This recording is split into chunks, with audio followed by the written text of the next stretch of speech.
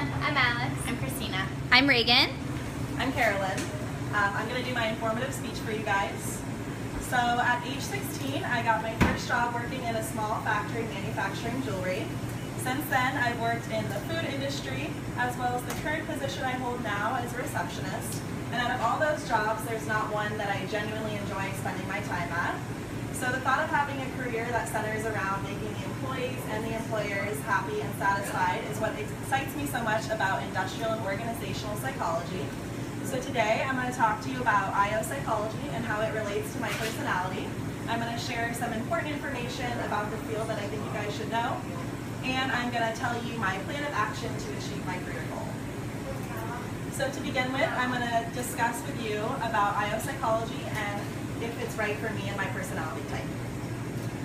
So from previous assignments, I learned that people with my personality and my imaginative learning style thrive off of group work, harmony in the classroom, and being personally involved.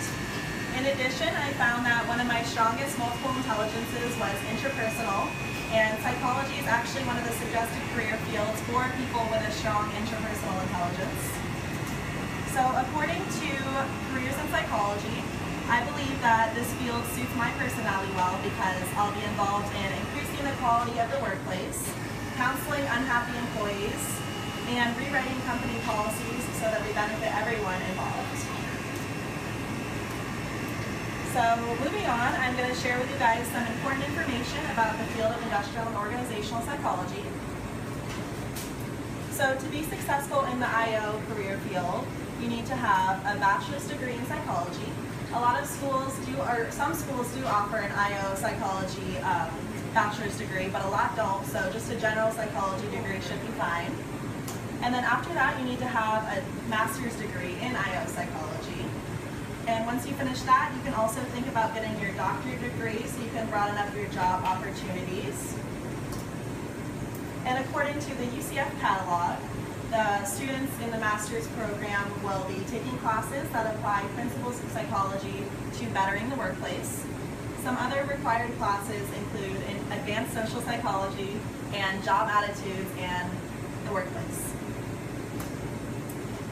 So moving on, according to the Chicago School, the studies show that psychology field is growing rapidly, and positions in the IO psychology field are expected to grow 26% between 2008 and 2018, so this should increase job opportunities as well. And the Psychology Career Center said that the mean wage for an industrial organizational psychologist is about $87,000 a year. Okay, now finally I'm going to share with you my course of action to complete my career goal as an IO psychologist. So I will be finishing up my bachelor's degree at FSU in psychology next May, hopefully. And then from there I will go to UCF, hopefully, and do a master's degree program in IO psychology. And it takes full-time students about 4 semesters to complete. And how much is this all going to cost me? So according to FSU Finance page, my time at FSU will total to about $19,000, which seems like a lot, but that doesn't include the 75% Bright Futures funding I receive every semester for classes and books, etc.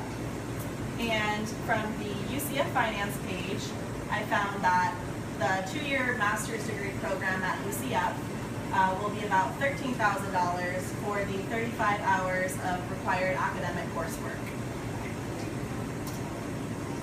So to summarize, today I shared with you some things on industrial and organizational psychology and how I believe it suits my personality well. I told you guys some important information about like education requirements and the job outlook on the career field. And I also shared my course of action to complete my career goal as an industrial organizational psychologist. So I'm going to end with this quote from brainyquotes.com by Thomas Edison. It says, "I never did a day's work in my life, it was all fun." And I like this quote because it stresses the importance of finding a career that really suits you well and one that you're super passionate about so you can enjoy actually going to work every day.